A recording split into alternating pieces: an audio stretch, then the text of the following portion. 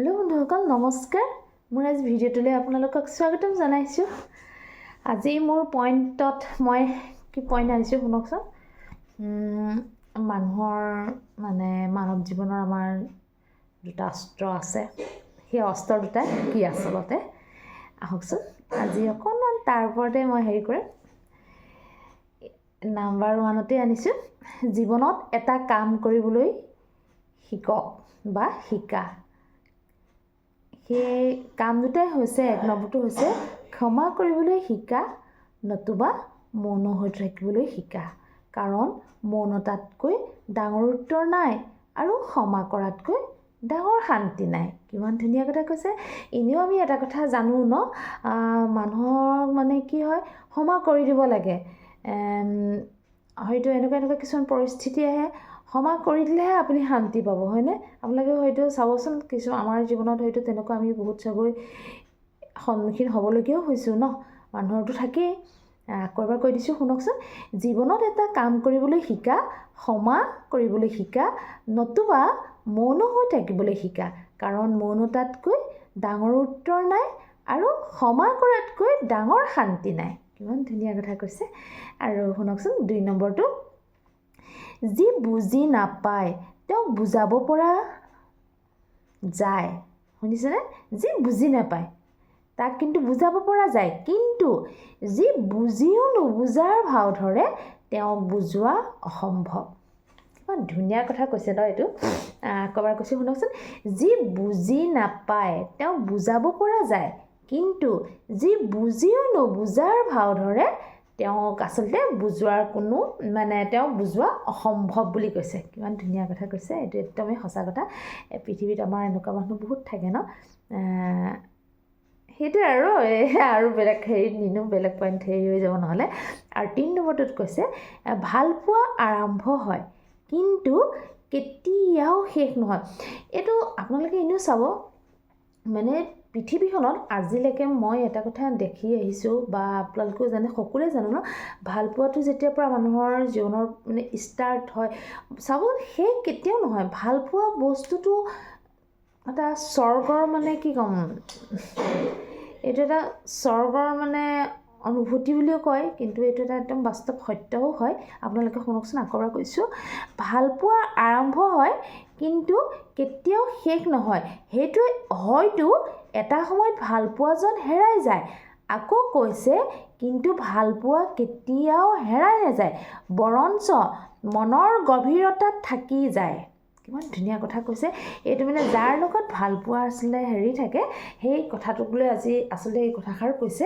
এনেও মই আচলতে এটা হেৰিত ক'বলৈ বিচাৰিছোঁ, ভাল পোৱা বস্তুটোৱে একোহৰ লগত মিলাব নোৱাৰি।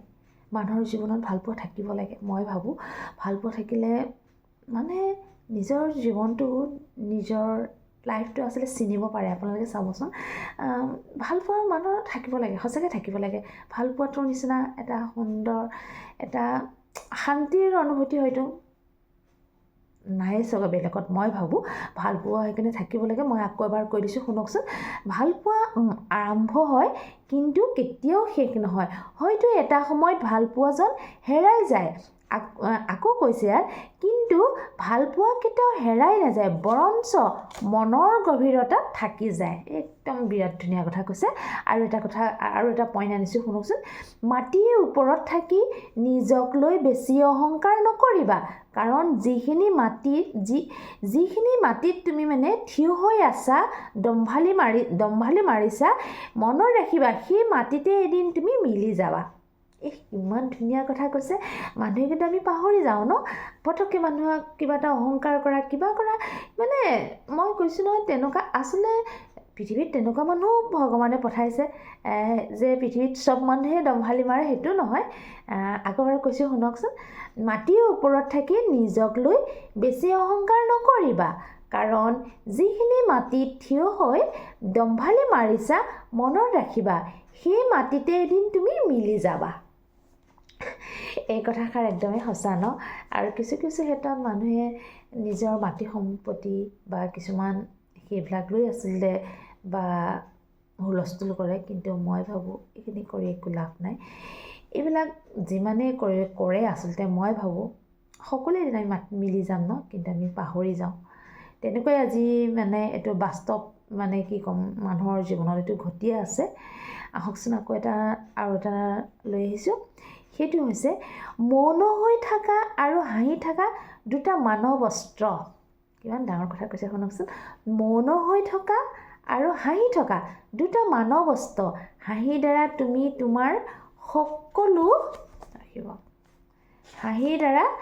তোমাৰ সকলো সমস্যাৰ সমাধান কৰিব পাৰিবা, আৰু মৌন থকাৰ দ্বাৰা তুমি প্ৰতিটো সমস্যা অপেক্ষা কৰাব পাৰিবা।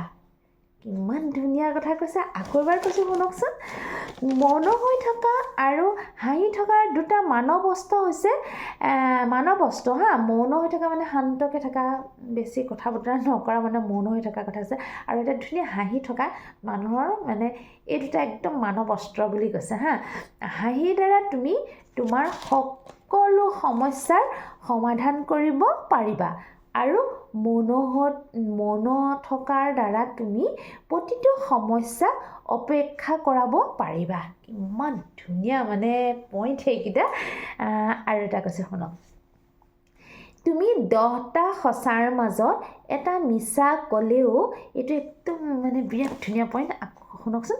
তুমি 10টা সঁচাৰ মাজত এটা মিছা ক'লেও সেই মিছাটো কিন্তু সঁচা হৈ পৰিব, কিন্তু তুমি 10টা মিছাৰ মাজত এটা সঁচা ক'লেও সেইটো কিন্তু সকলোৱে মিছা বুলি ভাবিব। সেইবাবে মিছাৰ পৰা আঁতৰত থাকক। এইটো একদমেই সঁচা কথা। কিছুমান হ'লে চাবচোন, মানুহক আগতে আমিও এটা যে আপোনালোকৰ মনত আছে কাহিনী এটা পাইছিলোঁ আগতে, কিমান ক্লাছত পাইছিলোঁ, হয়তো একদম সৰুতে পাইছিলোঁ। এটা গৰখীয়া পথাৰত গৈ মানুহক ভয় খুৱাবৰ কাৰণে যে চিঞৰি চিঞৰি কৈছিলে, মোক বাঘে খালেও বুলি খুব চিঞৰিছিলে ন। কাহিনীটো শুনিছে চাগৈ আপোনালোকেও। তেতিয়া গোটেই গাঁৱৰ ৰাইজবোৰ দৌৰি আহিছিলে, সঁচাকৈ বাঘ ওলাইছে বুলি। পিছত সেই গৰখীয়াজনে খুব হাঁহিছিলে, মানে মানুহক ঠগিবৰ কাৰণে। তাৰপিছতে তেনেকৈ বহুদিন পাৰ হৈ গ'ল। এদিন সঁচাকৈ বাঘ ওলাইছিলে। তেতিয়া মানুহজনেও তেতিয়া আকৌ চিঞৰিছিলে যে বাঘ ওলাইছে মানে খুব চিঞৰিছিলে। তেতিয়া কিন্তু গাঁৱৰ মানুহে শুনিছিলে, কিন্তু গাঁৱৰ মানুহে শুনি কিন্তু তেতিয়া কিন্তু অহা নাছিলে। কেলৈ অহা নাছিলে? কেলৈ সি আগতে ঠগি থৈছে, হয়নে? পিছত সি সঁচা কথা ক'লে কেনেকৈ বাৰু তাক মানে মানিব? সেই তেনেকেই এই কথাষাৰো আচলতে আজি এই মানে পইণ্টটোৱে সেই কাহিনীটো আচলতে মনত পেলাই দিছে। সেইকাৰণে আকৌ এবাৰ কৈছোঁ শুনকচোন। তুমি 10টা সঁচাৰ মাজত এটা মিছা ক'লে কিন্তু সেই মিছাটো সঁচা হৈ পৰিব, কিন্তু 10টা মিছাৰ মাজত এটা সঁচা ক'লে সেইটো কিন্তু সকলোৱে মিছা বুলি ভাবিব। সেইবাবে মিছাৰ পৰা আঁতৰত থাকক। কিমান ধুনীয়া কথা কৈছে। আৰু এটা কথা আনিছোঁ শুনকচোন। নিজৰ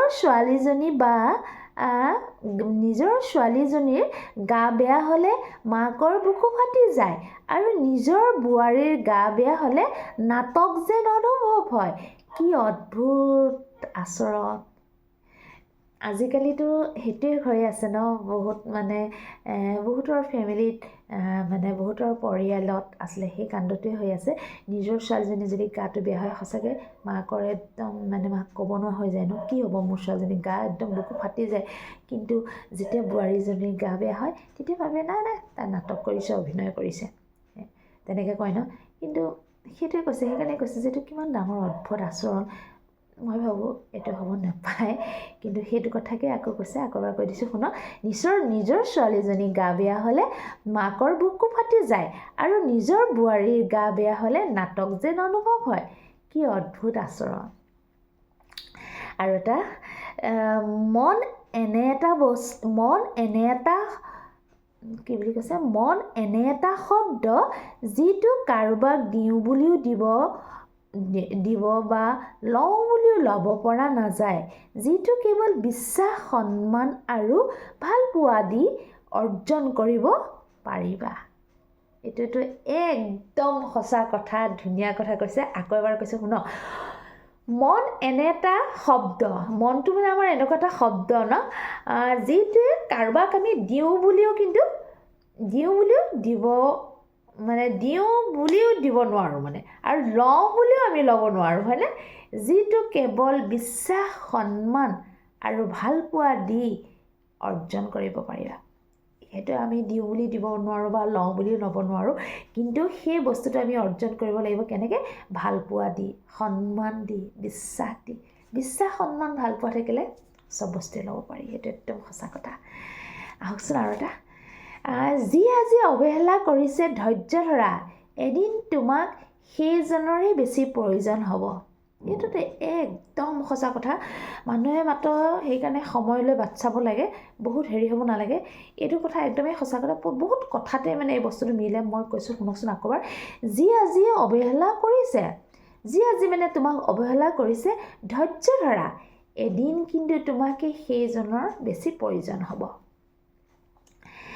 আৰু এটা শুনক, নামো ডাঙৰ নহয়, ধৰ্মও ডাঙৰ নহয়, স্বাৰ্থও ডাঙৰ নহয়, আচল কথা হ'ল বিপদৰ দিনত যি কান্ধত হাত ৰাখি ভৰসা দিয়ে, সেই মানুহজনেই সকলোতকৈ ডাঙৰ। কিমান ধুনীয়া কথা কৈছে। আকৌ এবাৰ কৈছোঁ শুনকচোন, নামো ডাঙৰ নহয়, আমাৰ ধৰ্মটো ডাঙৰ নহয়, কিন্তু স্বাৰ্থও ডাঙৰ নহয়। আচল কথা হ'ল বিপদৰ দিনত আমাৰ আচলতে আমি চব বস্তু আপুনি চাবচোন, মানুহক সুখৰ দিনত মানুহক দৰকাৰ নাই আচলতে ক'বলৈ গ'লে। মই ভাবোঁ মানুহক বিপদৰ দিনতে মানুহে গম পাব লাগে যে বিপদত মানে যিজনে আপোনাক সহায় কৰে নহয়, মই এটা কথা ক'ব বিচাৰোঁ, সেইজনক কিন্তু জীৱনত কেতিয়াও পাহৰিব নালাগে। সেইজনক মই এটা কথাই ভাবোঁ, ভগৱানে সেইজনক তেওঁক সহায়ৰ কাৰণে সেইখিনি সময়ত পঠায় আচলতে। নহ'লে চাওক, পৃথিৱীত ইমান সুখৰ সময়ত, ফূৰ্তিৰ সময়ত আমাৰ লগত একদম বন্ধু হওক বা ফেমিলি হওক, যোনেই নহওক আৰু অচিনাকি এজনেও আপোনাৰ ফূৰ্তিৰ সময়ত কিন্তু আপোনাক চাথ দিব, কিন্তু আপোনাৰ দুখৰ সময়ত দিবনে? আপুনি চাবচোন, যদি মানে সুখৰ সময়ত আপোনাৰ হয়তো 10জনে চাথ দিছে নহয়, কিন্তু আপুনি চাব দুখৰ সময়ত হয়তো সেই এজনো কেতিয়াবা নোলাব পাৰে, কিন্তু পৰাপক্ষত যদি আহে এজন থাকে, আপুনি চাব হয় নহয়, সেই 10জনৰ ভিতৰত কিন্তু এজনহে থাকে। সেই কথাষাৰি আচলতে ইয়াত কৈছে, নামো ডাঙৰ নহয়, ধৰ্মও ডাঙৰ নহয়, স্বাৰ্থও ডাঙৰ নহয়, আচল কথা হ'ল বিপদৰ দিনত যি কান্ধত হাত ৰাখি ভৰসা দিয়ে, সেই মানুহজনে সকলোতকৈ ডাঙৰ। আজি পইণ্ট ইমানখিনিয়ে আপোনালোকলৈ মই লৈ আহিলোঁ। আৰু এই কথাখিনি আচলতে আমাৰ বাস্তৱ জীৱনত ঘটি থকা কথাই হয়। আৰু মানুহৰ লগত মানে আচলতে মানে কি হৈ আছে আৰু কি ঘটি আছে, কিন্তু আমি কিছুমান কাম কৰি আছোঁ, কিন্তু আমি নিজকে নিজে পাহৰি যাওঁ, হয় নাই? আমি মানুহ বুলিও কেতিয়াবা চাবচোন, এনেকুৱা কিছুমান দিন আহে, এনেকুৱা কিছুমান কাম কৰে মানুহে, কেতিয়াবা নিজকেও মানে নিজে মানুহ বুলি পাহৰি যোৱা যেন অনুভৱ হয়। সেইকাৰণে মানুহে, মই ভাবোঁ, ধুনীয়াকৈ আগবাঢ়ি যাব লাগে। আৰু এটা কথা, পইণ্ট এটা আছিলে ধুনীয়া, মৌন হৈ থকা আৰু হাঁহি থকাৰ কথা কৈছে, দুটা মানৱ অস্ত্ৰ। হাঁহিৰ দ্বাৰা তুমি সকলো জয় কৰিব পাৰে, আৰু মৌনৰ দ্বাৰা শান্ত থাকি মানে কি কৈছিলে, আকৌ এবাৰ কৈ দিছোঁ, হাঁহিৰ দ্বাৰা তুমি তোমাৰ সকলো সমস্যা সমাধান কৰিব পাৰিবা, আৰু মৌনৰ দ্বাৰা তুমি প্ৰতিটো সমস্যাক অপেক্ষা কৰাব পাৰিবা। এইটো এটা কিমান ধুনীয়া পইণ্ট। ইমানে আজি মোৰ ভিডিঅ'টো। আজি মই ভিডিঅ'টো ইমানতে ৰাখোঁ। আৰু নতুন কোনোবাই যদি মোৰ ভিডিঅ'টো চাই আছে, প্লিজ ছাবস্ক্ৰাইব কৰি দিবা, আৰু পেজত যদি চাই আছা ফ'ল' কৰি যাবা।